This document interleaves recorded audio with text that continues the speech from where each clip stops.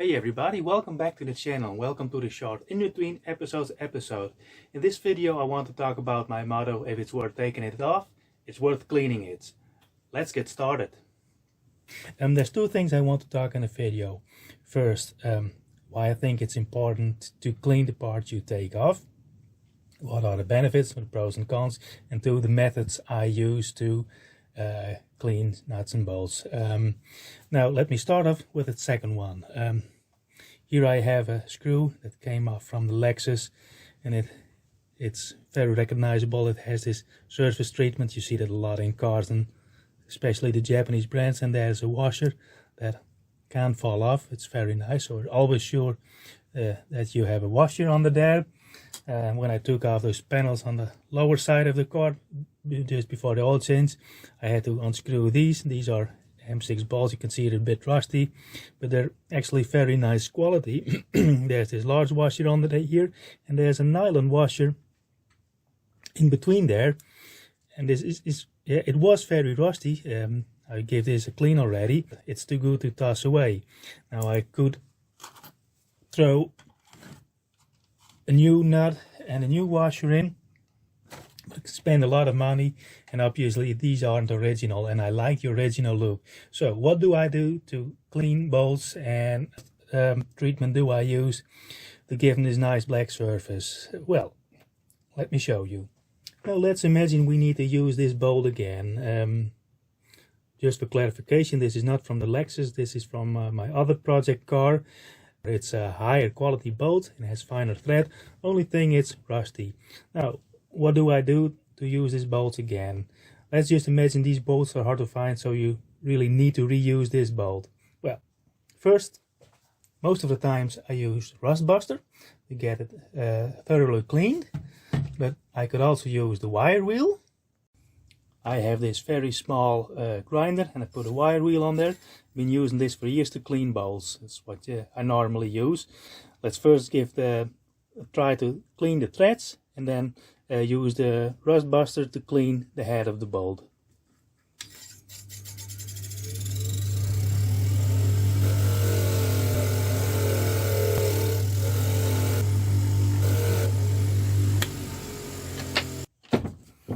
Now, this is as clean as it gets. Head is still rusty. Now, let's toss this in the rust buster. Smaller bolts and smaller amounts, I like to use these caps that go on spray cans. Just pour some in. I usually do this with multiple bolts or nuts and fasteners at a time. Now let's put it in. Get the camera up close. Not sure if this shows on camera, but it already starts to bubble over there. Now once the bolt's been in long enough and it's nice and clean, they really get a metal shine, almost like this. You can see this one looks brand new. This is an example I prepared for this video. Now what you do, take some water. I use rainwater. It's very clean, and just rinse it off, and then it's time to dry it, usually with a paper towel. The next step is brake clean. This one is not degreased yet, so I'm gonna do that.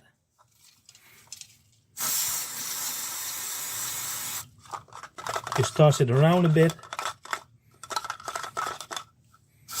And I'm looking for the threads or some grease in the threads. Get some paper towel. And I try not to get brake clean on my hand, so I use a magnet to fish those things out.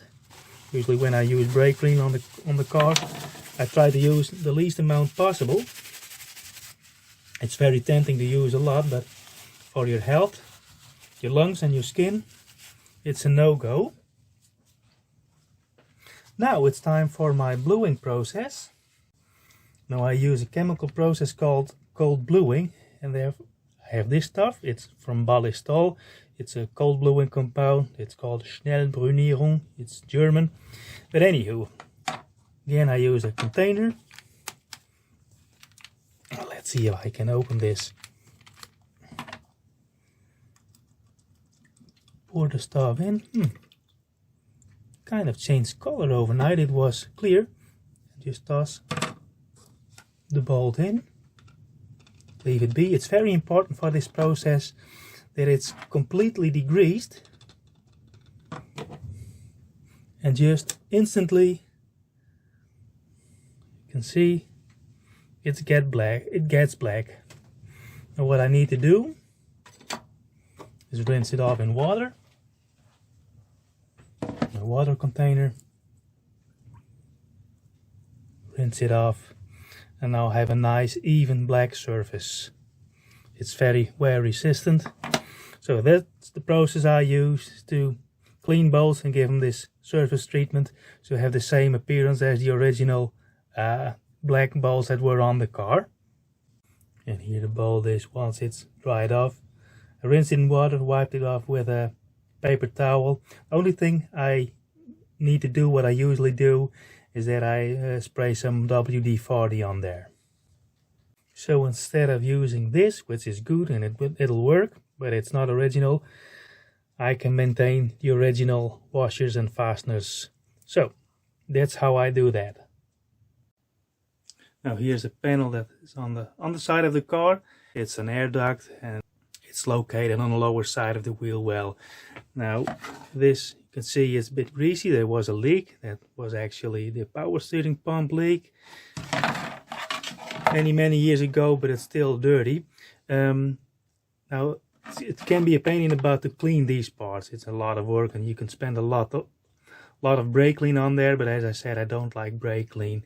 If you want to do this fast, just use the oven clean method I showed in the previous videos. I use it to clean the intake and intake runners, which you can see in this video. And as you can see, it just dissolved all the hydrocarbons, the carbon buildup, and I used it in the intake parts, which you can see me do here. Sprayed it in there, let it sit for 2-3 minutes, and I could just wipe it off. So that was carbon buildup in the intake, but it also cleans these kind of leaks and spills really well. I did the same with the other panel. Let me get it. Well, this is the panel on the other side. You can see the L here, and this was a bit in the way when I needed to change the oil filter, but now it's clean and dry. It's a bit cracked over here. There's an eyelet missing. I'm going to glue that back. It's really one of the cheapest parts on the Lexus, but I want to get it back in place. I could do without, but just for peace of mind, I want to repair this and get them back in. What I am going to do is spray some cockpit spray or bumper spray on there so it looks brand new again. The eyelet that fell off, got it back on. I used my cordless soldering iron, just melted it. Now it's back on. I could also have used super glue, but super glue becomes brittle over time, and the parts over here are very thin, and I think it would have ripped off. So next thing to do is just give it a once over with some bumper spray. This is a before, and here's after, and it's looking brand new again. So it's ready to go back on the car. Now over here I have the under tray of the car. It sits on the lower part of the car. And there was a lot of dirt built up in here, especially a mixture of oil and water. There had been a spill on over there from an oil filter that wasn't tightened enough, and over there were the remains of the leaking power steering pump. There was ATF over there, and that together mixed with mud made a mess of it. Now I could have left it as it is, but well, it's one of the first things I took of the car. I had it sit in my workshop for a year and a half almost.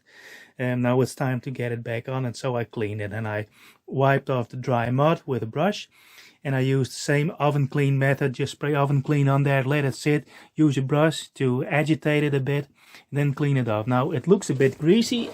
Put it flat on the floor, but just how it looks. Now why is it important to me to clean this? Well, if I ever get a leak underneath the car again, especially from greasy liquids like oil and the ATF, when I take this off, I can immediately see where the spill was. And it's the same reason they paint the underbody of rally cars white.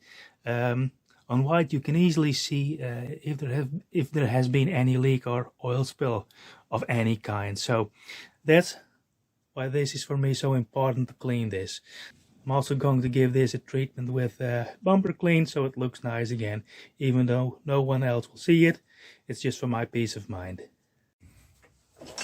So why would you go through all this effort in cleaning parts? Now I can imagine if you're a professional mechanic and you've got a workshop manager with his eyes on his watch all the time, you just don't have the time nor the freedom to do this. But one of the reasons you can do this is getting the benefit of the doubt. Of course, maintenance to cars is very expensive. Nowadays, parts are expensive, labor has become more expensive, and a lot of customers want their money. In the episode where I replaced the power steering pump, there are some parts behind there you can't access, and if a power steering pump has been leaking, you get a lot of dirt and grease build up around that.